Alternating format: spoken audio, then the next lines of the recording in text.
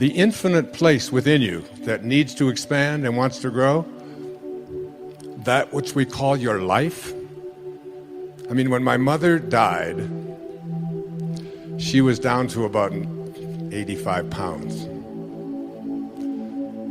But if they were to weigh her the second before she died, and then weigh her the second after, her body weighed exactly the same. And yet, she was no longer alive. So her life, that what we call her life, is weightless. It's formless. It has no beginning, it has no end. You can't weigh it. How can you weigh that which has no form? So your life, the thing that we call your life,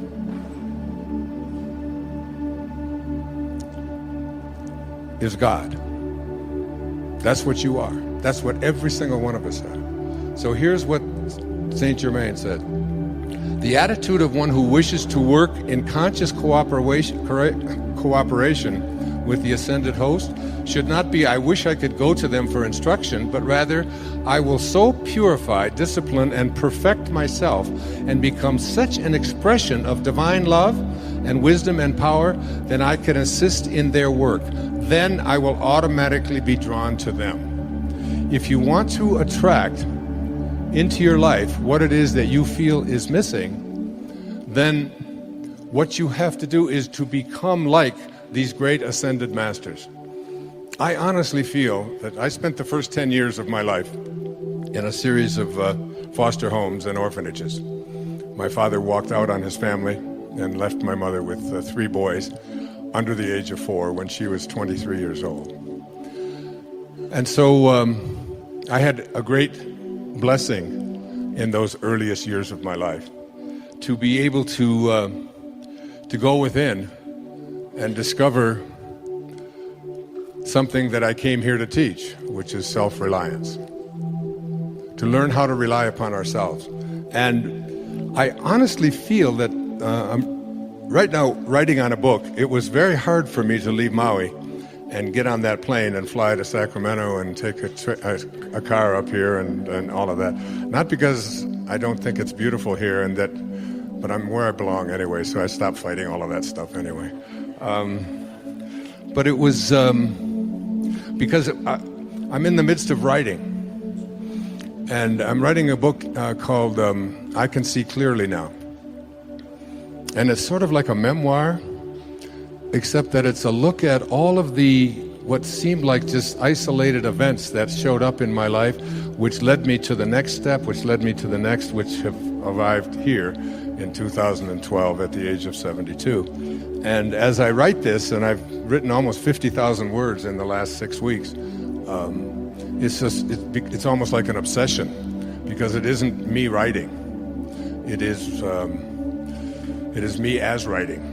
It is something that is, Lao Tzu said, none of you are doing anything. He said, you're all just being done. You ever have a sense of that when you look in the mirror? And you look at your body and you say, what the hell is going on here? I said, what's this chicken neck stuff? Where the hell did that come from? What am I doing with hair growing out of my ears? And I said, that doesn't need it. I could use it up here, but it's... And you have a sense that in this physical world, that there's nothing for you to do. Just keep this thing that houses your soul in as healthy a space as you can, but basically it's doing what it's doing. And you, inside of there, the infinite you, is just an observer to the whole process. And isn't that one of the things that we learned in our very first yoga days? It's just, don't be so attached to your body and what it can do and how it hurts to try to do that. And can I balance myself here? And can I do a downward, up or down, or whatever the hell they call all of those things that are out there? I just do Bikram, so it's... So there's a sense of this awareness. So because of the time, I usually take 3 or 4 hours, or sometimes 3 or 4 days to go through this, and I'm trying to do this in a brief amount of time. The reason that most of us cannot reach this exalted state that I want to present to you in as in the limited time that we have is because we have come to believe in our limitations. We've come to believe in our ordinariness. We've come to believe that who we are is not God, is not divine. All right? So in order to transcend that mentality, you have to sort of reprogram your subconscious mind. Your subconscious mind is the mind that is doing virtually everything that you do. It's the mind that got you here into this room, that put your mat down, that got you dressed this morning, that got your breakfast. When you get in the car, you don't think about, how do I start this thing, and how do I got to make a right turn here. Do I slow down? Do I not? You all programmed your conscious mind, programmed your subconscious mind to do all of these things on automatic. And according to my friend Bruce Lipton, about 96 or 97% of what we do all day long, every day of our lives, 24/7, is done by our subconscious mind. So we have been programmed to believe in our ordinariness. I don't know if you saw my most recent PBS special, but I opened it up with a little story from Portia Nelson, so I'll just share it here with you if you haven't seen it. If you have PBS, you probably have, because that's about all they play. And I'm very proud of that, and we've raised close to $250 million for public television. So,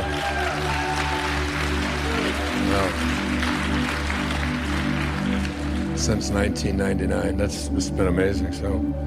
So this was something that Portia Nelson, who I knew, who passed away a few years back, 10 years back now, she lived up in Seattle. And she was at a seminar, and they were asked to write the autobiography of their life in five verses, 5 chapters. So, and they gave them only like cards this size. Actually, they were smaller than this. They were 3 by 5 cards. So write out chapter 1 of your life and just go to where you are today. And I remember doing this very same thing, but what she wrote was so brilliant that I asked her daughter if we could put it on public television, which I did on the most recent show, and we made a contribution to Portia's work.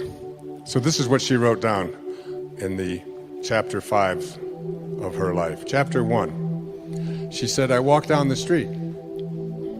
There's a deep hole in the sidewalk. I fall in. I'm lost. I'm helpless. It isn't my fault, and it takes forever to find a way out. Chapter 2 of my life. I walk down the same street. There's a deep hole in the sidewalk. I pretend I don't see it. I fall in again. I can't believe I'm in the same place. It isn't my fault. It still takes a long time for me to get out. Chapter 3 of my life. I walk down the same street. There's a deep hole in the sidewalk. I see it there. I still fall in. It's a habit. But my eyes are open. I know where I am, and it is my own fault, and I get out immediately. Chapter 4 of my life. I walk down the same street. There's a deep hole in the sidewalk. I walk around it. Chapter 5 of my life. Finally, I walk down another street. Isn't that great?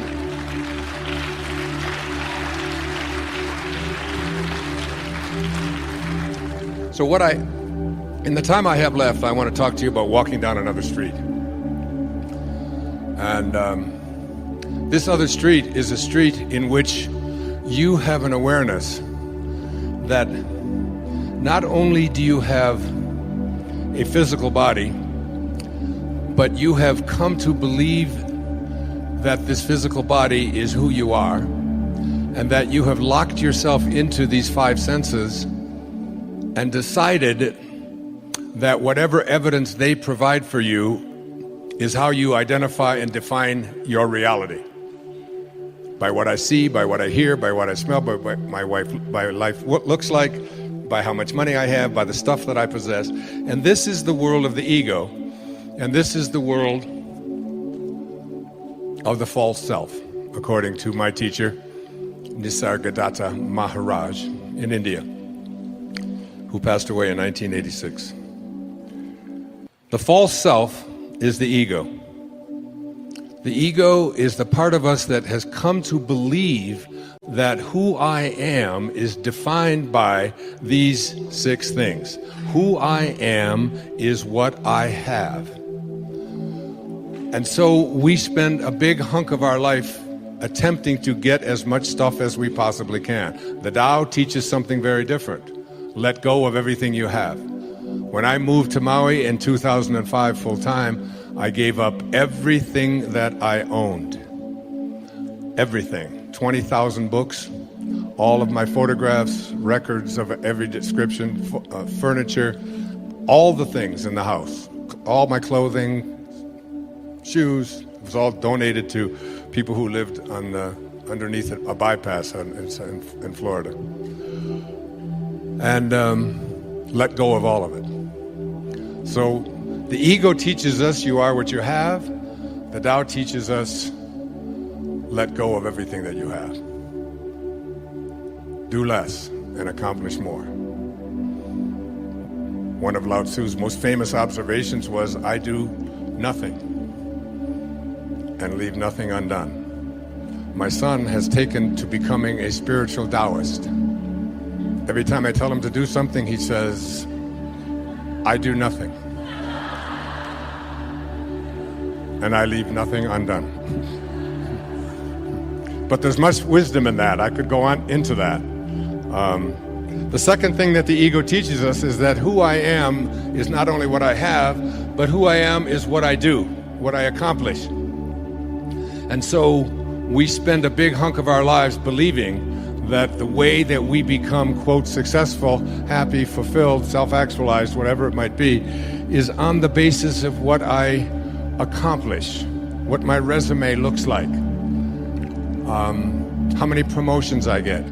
And so we send our children off to school and we ask them to learn to identify themselves on how much they get and what they accomplish. Your grades become more important than what it is that you are studying. What you own, what clothes you wear, what labels you have, and so on. And we become obsessed with this kind of absurdity. And this is the false self at work. The third thing that the ego teaches us is that I am what other people think of me. I am my reputation. So becoming obsessed with our reviews, what people think of us, other people's opinions, getting the approval of others. We talk about peer group approval needs and so on. I have 8 children that aren't concerned about those things. They were never raised with that kind of a mentality. The whole idea of, trying to please other people was something that they consistently heard from their mother and myself, that this isn't important to us. We're not attached to that. And this kind of an attachment. So the Tao teaches us that what you think of me is none of my business. What the ego teaches us is that what you think of me is the most important thing that I have, and so I'll do whatever it is that I need to do in order to get you to agree with me, to like me, to approve of me, and so on. The fourth thing that the ego teaches us, this false self, is that who I am is separate from everyone else. And so we are raised in this world of the false self, which teaches us that we have to be in competition with everyone else. We have to defeat someone else. Being number one is the most important thing, and you see people doing this all the time at football games and and you'll see it when the Olympics come up, that the gold medal is more important than anything else. And you'll see people weeping and sobbing over this idea that I have to be better than somebody else in order to be fulfilled in my life. The fifth thing that the ego teaches us is that I am separate not only from everybody else, but that I am separate from what's missing in my life. The Tao teaches us that there is no place that God is not. If there is no place that God is not, then God must be in you. And if there is no place that God is not, then God must also be in all that I perceive to be missing from my life. And therefore, in order to become a manifester and to attract into my life what I want, I simply have to realign myself. I have to rejoin. I have to yoga myself to God. And the most egregious error of the ego is a belief system that says that who I am is separate from God. That God is something outside of me. We have not been raised to understand and believe that at our basic core, what Lao Tzu called our original nature, what we are is love. And all we have to do is be that and live that. There was a great Indian poet. His name was Rabindranath Tagore. And he received the Nobel Prize for Literature in 1913 for a collection of poetry called the Gitanjali. And in that poem, that long poem, 90-some verses, one of those verses says this. He's speaking of the ego. He said, I went out alone on my way to my tryst. But who is this me in the dark? I step aside to avoid his presence, but I escape him not. He makes the dust rise from the earth with his swagger. He adds his loud voice to every word I utter.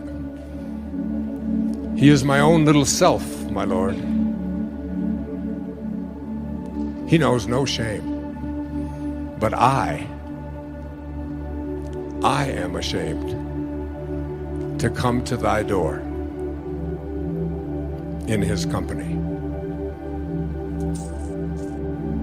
That's a great poet. And that's a great piece of truth.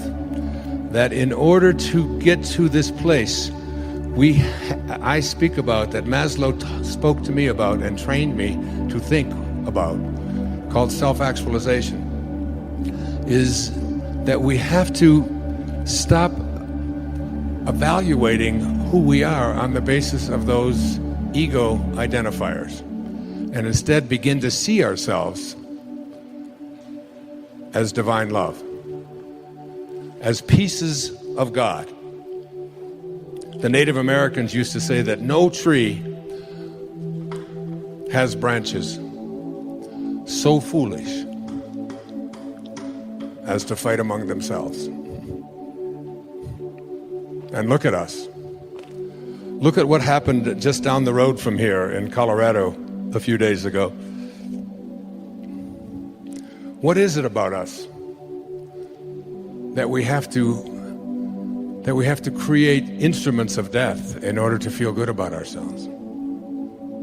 What is it about us that we have to destroy each other and be in competition with each other and even create things called weapons? It's why Lao Tzu left the place where he left in ancient China at the time of the Warring States. And a big part of the Tao, something like 31 verses out of the 81 verses, speak to the absurdity of having weapons and killing each other. He said that every death in battle should not be celebrated, but should be mourned, because it gives evidence that we have not reached this place and understand what T.S. Eliot was speaking, this place from which we originated, this place to which we shall return.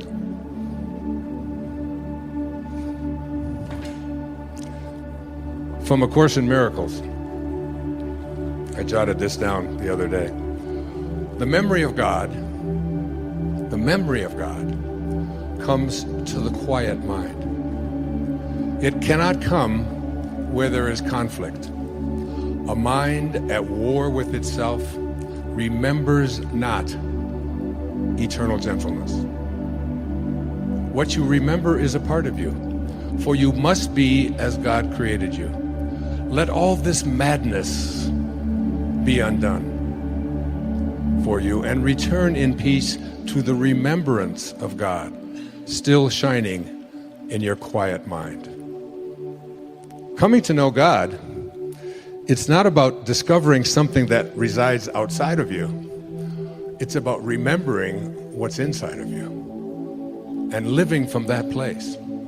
I don't believe that God is interested in us loving God. I believe God is interested in us loving each other and figuring out a way to do this regardless.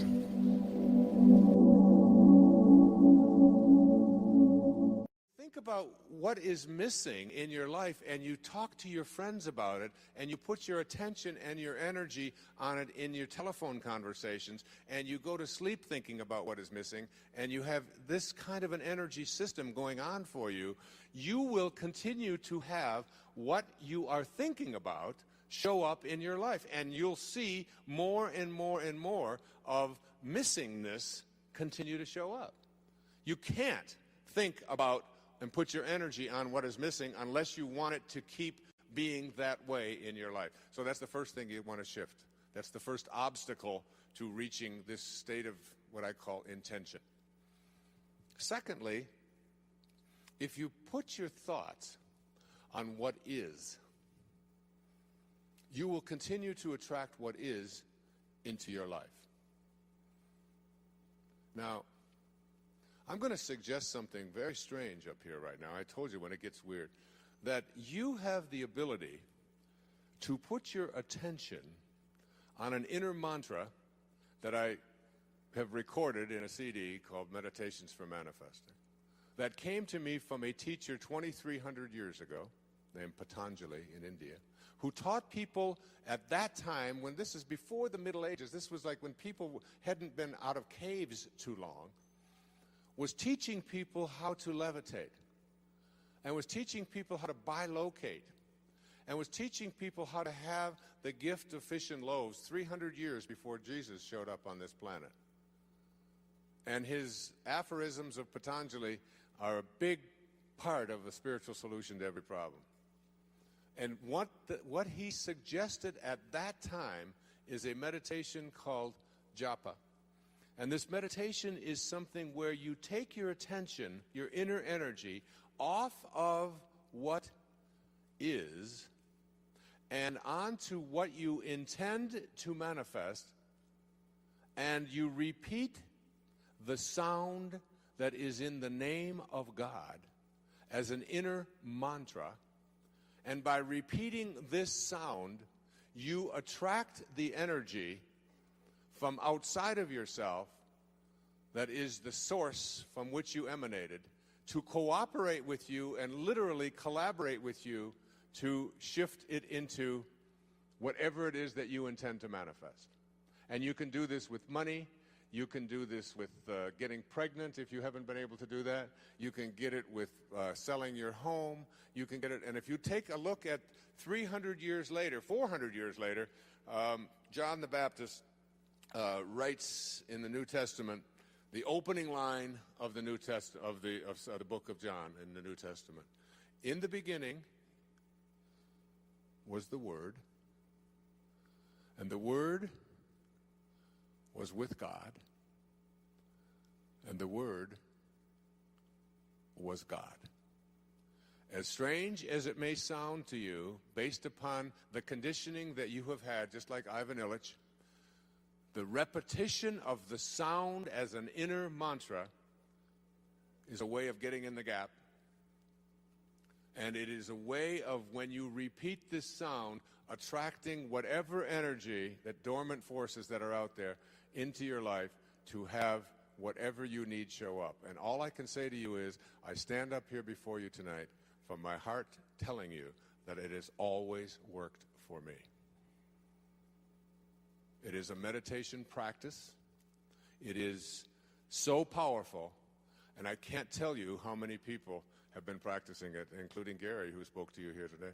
And there is absolutely no limit to what you can attract into your life simply by practicing it. I have put it on CD. I put it in Getting in the Gap. I teach it. I donate all of the proceeds from it to charities because I was asked to teach it, but to take no money for it. And I've been doing it for several years now. If your thoughts are on what is, let's just say you've got a disease process.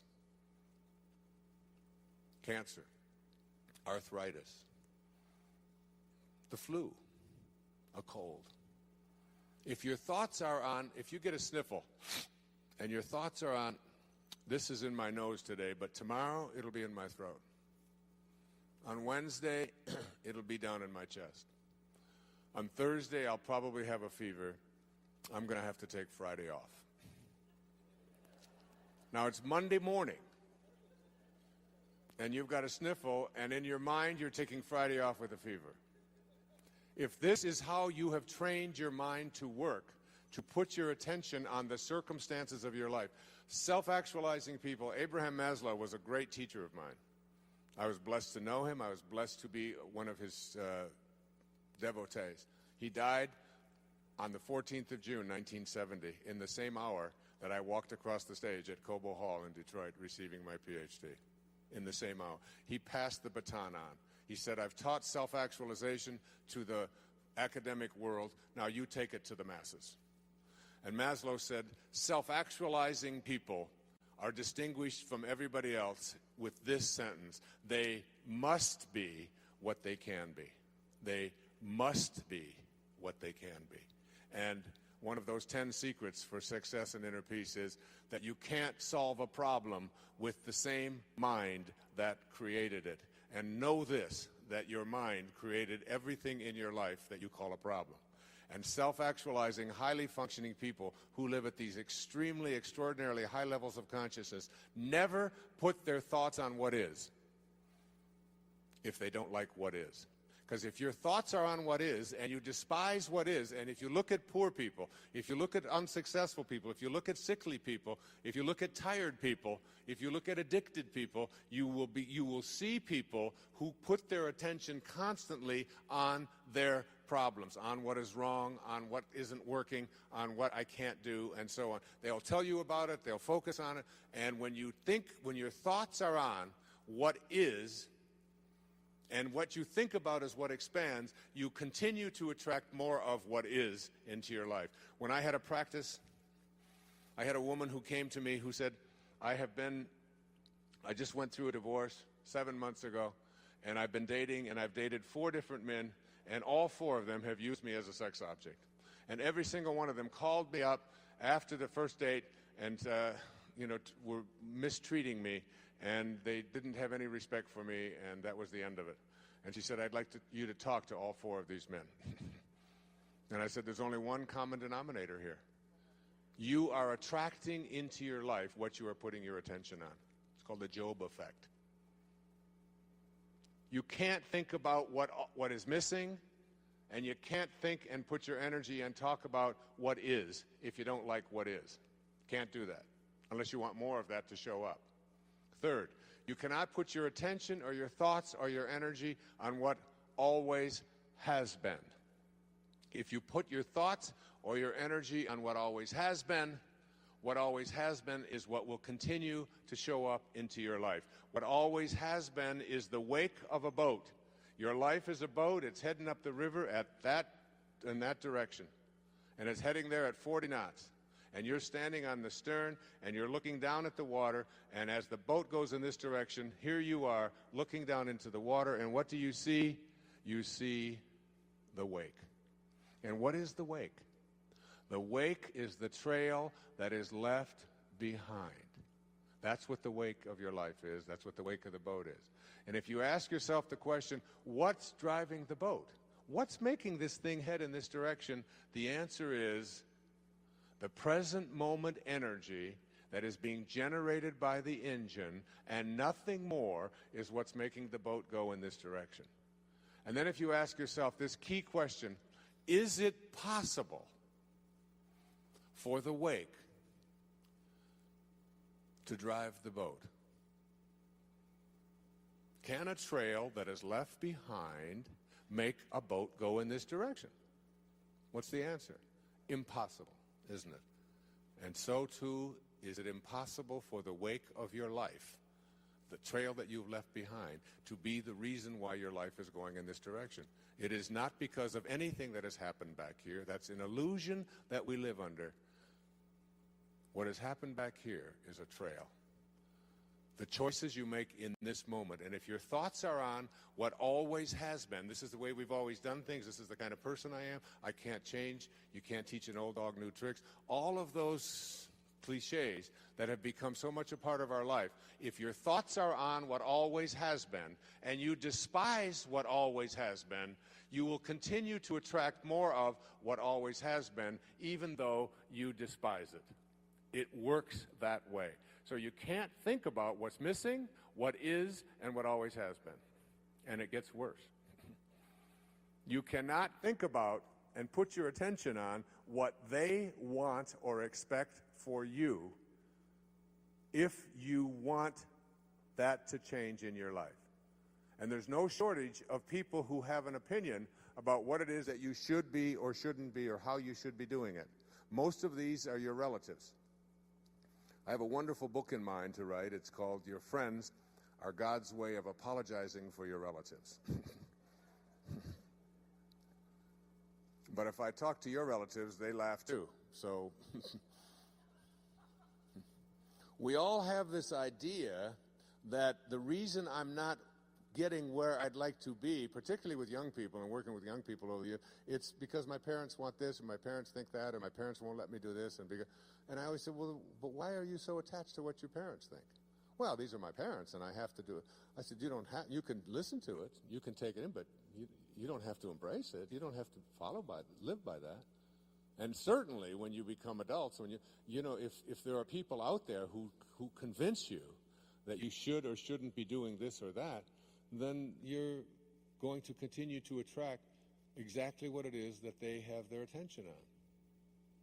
So if you put your thoughts on what they want for you, you tell everybody else about how it makes you go from being blissed to pissed just by being in their presence, just by being on the telephone with them, that person, that in-law, that mother, that father, that grandparent, that child, that whoever it might be, is giving you, or even your neighbors or your friends or whomever, your coworkers, are telling you what you should or shouldn't be, and you don't like the advice that they're giving, and you resent very strongly.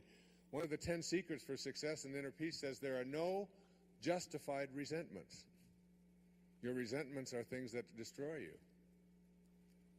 So if your thoughts are on what they want for you, and what they want for you is something you don't like, you will continue to attract more of and use the attractor energy of the universe to attract more of what they want for you, even though you are upset about it. So here you go. There are 4 things that you can't do with your mind if you want to move into this state of intention that I'll be speaking about tomorrow. And these are, you cannot put your thoughts on what's missing, on the circumstances of your life, on what you always have been, or what others want for you. So you have to learn to do a somersault into the inconceivable and only put your thoughts or your attention on what you intend to manifest for yourself. Every thought that you have is an energy. Everything in the universe is an energy. And when you have a thought that is a thought that weakens you, which Hawkins speaks about so brilliantly in Power versus Force, that thought, the 10th secret in 10 Secrets says, wisdom is avoiding all thoughts which weaken you. And thoughts change and make you strong or weak depending upon whether or not what you're thinking at any given moment. The instant that you put something into your body and hold it close to it, the moment that you move into the energy field of someone who is negative, and I'll be speaking more about this tomorrow afternoon and doing a little bit more of demonstration on it, that everything in this universe is an energy. I have the prayer of St. Francis on which I'll be reciting tomorrow, and Sky will sing for you tomorrow, on a card that is produced by a woman who lives in a wheelchair. And also, and all it takes is to be in the energy field. If I had Linda hold this up next to her, it would strengthen her. Just the words. Energy is in everything. And here's one of the most powerful notions about how you move into this area of bringing higher energy to the presence of lower energy in your life to strengthen rather than weaken you. It was on the wall of the ashram where Mother Teresa lived. And it goes like this. If you want to know tonight what to do and what to think and how to bring this energy to you, listen to these words. And put these, as I said, the money that's collected on these goes to a woman who lives in a wheelchair, who has the intention to not be dependent. And you stick this on there, and you know, your children just have to walk by these words. And the energy, it touches and impacts them. Just like the music, the CD, even carrying it around. It's why I knew that Sky's CD would strengthen rather than weaken. You can take the Prayer of St. Francis, which she sings on there, put that on in your car and play it in a moment of frustration or anguish in traffic, and you know what? You can move the traffic. I know you laugh and you think that that kind of thing is impossible. There is nothing that you can't do when you shift your energy from energies that weaken to energies that strengthen. And this is what Kent Keith had written and what Mother Teresa lived by. She said, people are often unreasonable, illogical, and self-centered. Forgive them anyway. If you are kind, people may accuse you of selfish, ulterior motives. Be kind anyway. If you are successful, you will win some false friends and some true enemies. Succeed anyway. If you are honest and frank, people may cheat you. Be honest and frank anyway. What you spend years building, someone may destroy overnight. That's particularly relevant in America, isn't it? Build anyway. If you find serenity and happiness, they may be jealous. Be happy anyway. The good you do today, people will often forget tomorrow. Do good anyway. Give the world the best you have, and it may never be enough. Give the world the best you have anyway. You see, in the final analysis, it's all between you and God. It was never between you and them anyway.